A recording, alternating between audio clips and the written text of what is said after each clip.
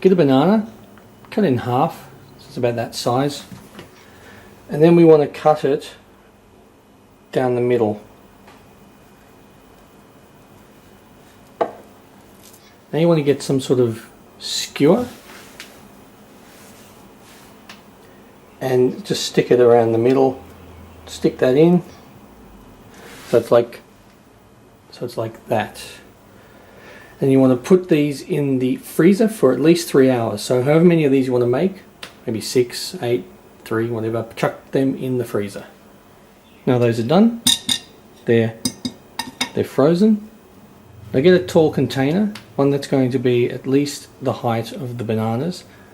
Put orange juice in. Then we want to dip the banana in the orange juice.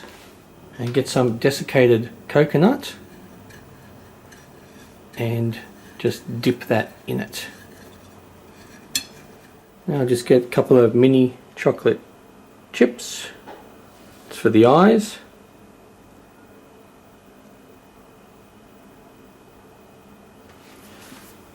And a raisin or sultana for the mouth.